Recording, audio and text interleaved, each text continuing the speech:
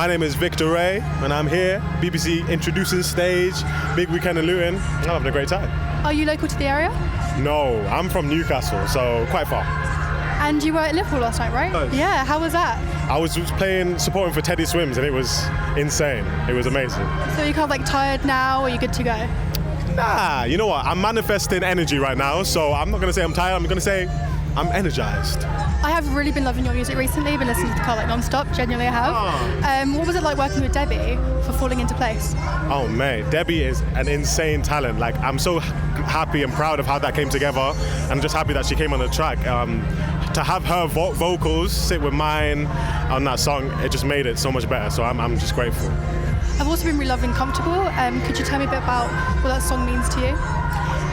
Comfortable, man, it's a very important song to me, like lyrically, because I wrote it basically about, recognizing, I find myself in a lot of situations that are difficult, toxic, and, I play a part in that as much as I try to, deny it. It's human nature in a lot of ways. So it's me recognizing that, trying to move forward, But yeah, I love that song and the meaning behind it. I've been listening to it in the car a lot, so I'm really loving it. So we're at the BBC Big Weekend and we're at a festival. Do you have any festival must-haves that you bring with you? Say festival must-haves? I'm such a simple guy. I show up and I have ginger and lemon tea and I have water and I'm set for the day. That's literally all I have. But yeah. And do you have any like warm-ups to get ready before you go on set? Yeah, I do some, like Sharpay and that from High School Musical, all of them things, and I have like a little vocal steamer. I do my little prep. Will you be watching anybody today or the rest of the weekend? Yeah, I'm going to try and watch as many people as I can. I really want to see, I wanted to see Becky Hill. I might be able to catch a bit of that. But then also on this stage, Deeps, I'm trying to see Jay Gray. There's so many amazing talents here today, so I'm going to see what I can see. What was Baby Victor Ray like? Have you always been into music? Baby Victor Ray. I was singing like from early, so, I feel like my mum was trying to find a way for me to like sing away from the house. So that's how I ended up singing on the streets and everything. Now I'm here at Big Weekend, so we're here. And you got your break on TikTok? Yeah, man, yeah. So I was singing on the street, putting videos up and started blowing up online, and I'm very grateful for that, to have this kind of audience. What's that been like, sort of going from getting a big break from TikTok sort of overnight? What's that been like for you? I mean, it's something that's so unplanned, so it was very shocking, but it's just kind of this train that I can, keep pushing, and I have this kind of this really strong collective of fans, online, all across the world. So it's mad, so it's great. So we are here with Victor Ray after his set on Introducing Stage. How was that for you?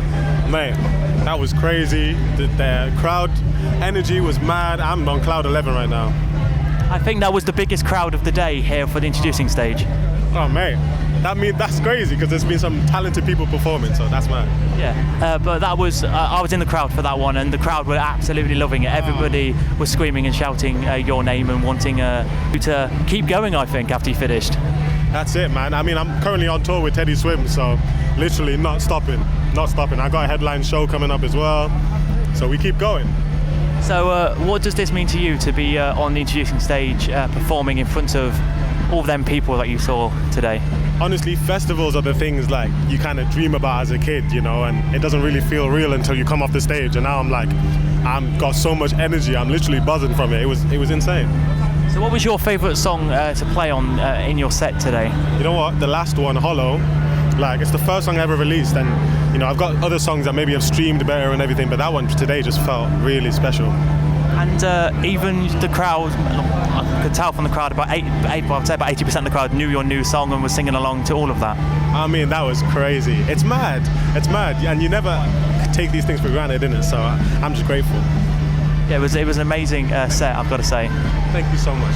And finally, any future plans, to maybe, I know you said you're headlining with Teddy Swims as well, but is there any other future plans? Yeah, I've got a headline show coming up in Sold Out, 29th of May in Lafayette, and then another tour at the end of the year. You performed earlier today. I did hear bits of it, but I was here. Incredible. I've seen you perform so many times. What was your favourite part about Big Weekend performing here? First of all, thank you very much. And second of all, I'd probably say, I don't know, just the people here are just really cute, really nice. Like pop lovers, I'm a pop lover myself, so I don't know, just being immersed in, the amazing melodies and amazing just people that come out to just share the love of pop is just an amazing thing. So I think that's the main one for me. That's so incredible. Can you give us any teasers for Radio Soul? Like, I know it's coming out very, very soon. I'm going to be there at the tour. I'm very, very excited, yes.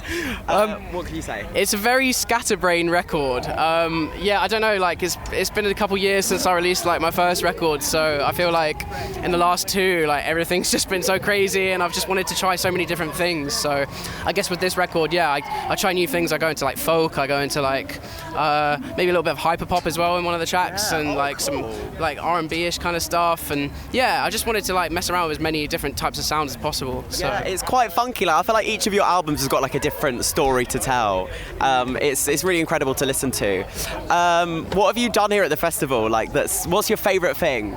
Oh, drinking. I can't lie. Fair enough. It's always good to do at a festival, isn't it? Just a couple though, because I've got to play again now. Oh yeah, fair enough. Does everyone know you're the secret yet? I don't think so. Wow, it's not been announced. Yeah. We won't play this out yet, but you will be on Introducing soon. Oh yes, I will. And I've been wanting to catch you literally all day because I really adore your music. My favourite song is, I mentioned to you earlier, I Don't Know How to Talk to Girls, because obviously coming out of a long like relationship and like being a little fledgling gay that's never dated before that, it's like that song's like really something that's like massive for me. What was your inspiration for that? Obviously, yeah, not knowing how to talk to girls.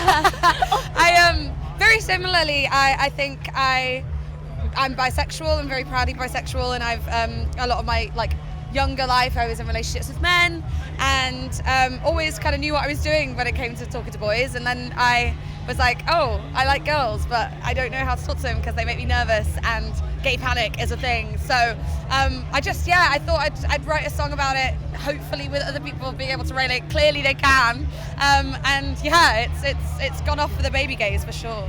And the thing is, I've not just known about you for like a few months. I remember you when you were on The Voice at 16, performing the likes of Ed Sheeran and things like that. So like, how has it been from being that 16-year-old girl being on The Voice to now performing at Radio 1? Honestly, it's been a wild ride. That was 10 years ago, over 10 years ago now. So it's been a long time of grafting and different genres. She was blonde with a hat back then, and now she's bright pink hair and ratty, it's been an amazing journey, and being able to be here. I mean, The Voice was on the BBC at the time when I was on it, so it's full circle moment being on the introducing stage at Big Weekend, which is just dream come true. I still can't really believe it, but it's been a wild ride, but a fun one.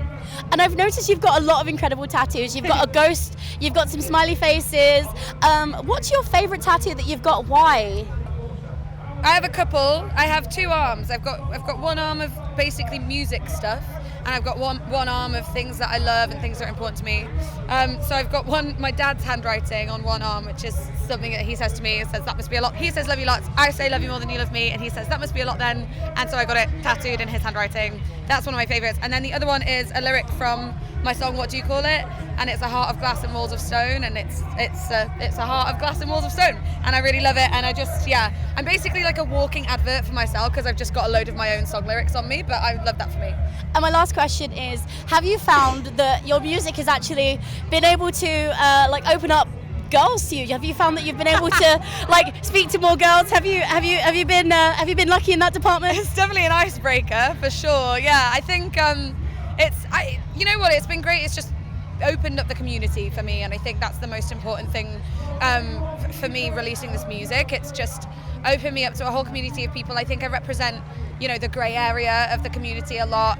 There's a load of amazing queer artists out there now, and I love that for us. And I think there's a lot of people representing the lesbians and representing the queer girlies, and I'm kind of trying to do it for the bisexuals now, and make it that it's cool to like both, and it's okay. And it's okay if you're bisexual, you have a boyfriend, you're still bisexual, or you like girls, you don't have to talk to girls, still bisexual. And it's just validating that queerness and being able to kind of people to see themselves in my songs is exactly what I want. So that's been great for me. Well, just to point out, the girl that I'm talking to at the moment, I did send her your song.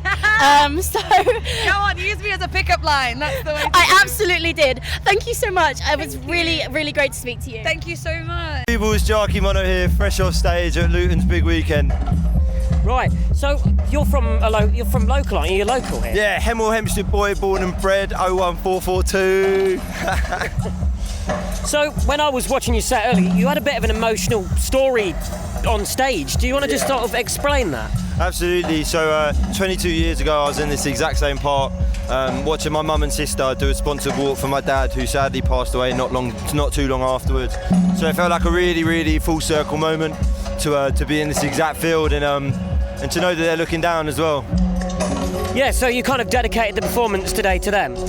To them and everyone in the crowd. I mean, my mum was there, my sister was there. They've been my rocks for the entirety of my life. I wouldn't be here without them. I wouldn't be here without introducing on my days. Like, shout out them. So many people that have helped me get to this point. But yeah, I mean, it just felt right as the sun came out. It just felt like they're all upstairs beaming. So, you got any new music on the horizon? Anything new coming out? Currently working on a new project. I just dropped my latest single, Charlie. It's out everywhere now. Just working on the next project, working towards it. I want it to be sounding crisp and clean and something I'm proud of once again. So hopefully not too long. It's on the horizon. What an amazing set. I mean, the crowd was insane, wasn't it? Oh, absolutely fun times, great crowd, love to be home. Yeah, I mean, you're from Luton, aren't you? So how incredible is it to have an event like this here? You know, being back home in Luton is just such a serendipitous moment and something that I'll probably never forget. Yeah, I mean, the crowd was incredible. You definitely had the best reaction today, I think. I mean, were you here for any of the other acts? Do you agree? I think every act is equally as phenomenal, and the crowd doesn't determine how good you are, it's just how many people walked past at the time. And I mean, you've just had a song get into the charts, haven't you, with number 14? I mean, how does that feel? It feels out of this world. I'm not going to lie, I can't really believe it's happening, but I love it. I know, it's insane, and it was incredible to see you perform today. Thank you. Thank you so much, man. Thank you. Hi, my name is Nataya. I'm here with Picture Parlour. I'm Ella. I'm Mike. I'm Sean. And I'm Catherine. And are you guys local to Luton, or did you travel here? We're definitely not local. We're from up north, but we're happy to be here. And how long did it take you guys to get here? About an hour and a half. Well, yeah, we had a gig last night in Bristol, so it wasn't too far of a drive. And what made you guys choose the name Picture Parlour? Like, what was that about? So we used to have a different band name, and when I met Ella and we started this project together, she was like, "That's too bad of a band name. We need to find something that sounds cooler." And this was Ella's idea. So, do you know where it came from? I don't know. We were just brainstorming in the flat, and we were trying to think of something theatric, a little bit dramatic, and then Picture Parlour was born. Yeah, I was studying film at the time, and I think we were just picture, movie, film, that'll do. Yeah. So you two already knew each other, but how did you guys meet? We met in London. Yeah. I was looking to join a band of some kind. I wanted to do more live performance, and then Catherine actually reached out to me asking if I would jam, and I jammed, and it was great. Yeah, the first time I met you guys was in a pub, and it was chill, very, very chill. And then we went into a rehearsal room as 4 people, and it stuck.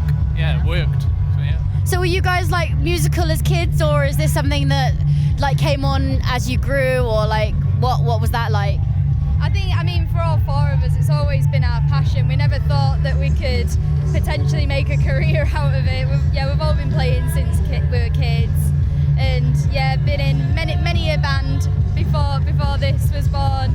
So we're just super grateful that we can hang out every day and do what we're doing. And I'd say my last question is, obviously you guys travel a lot together. What's your maybe funniest story about one person that you remember the most? If you were to say, oh, I remember this person for that, who would it be and what's the story? I have the story. I'll say the title of the story, and I guarantee you all know it. Nipplegate. Nipplegate. Nipplegate. You were the victim, Ella. Oh God, yeah. So this was early days. We were travelling in a small van, and we were going between gigs. I think we had 2 gigs in one day, and we were trying to get changed in the van. It all got a bit messy, and then our mate who was driving slammed the brakes on, and I just saw Michael's nipples hurtling towards my face. Yeah, I'm and still really sorry about that. it's all right, Mike. The fun fact is, Michael has 5 nipples. So it wasn't like just the average 2. There was 5 whole nipples just like flying towards the 3 girls. I'm glad that's out there. I'm glad that's out there now, yeah. It needs to be out there for nipple awareness. Not everyone has 2. Well, also, just context, Michael was changing his shirt. He doesn't just sit in the van topless all the time. No, thank you so much. I think that's a great way to end it. No more context, thank you. Appreciate you guys. Thanks so much. Thank you so much.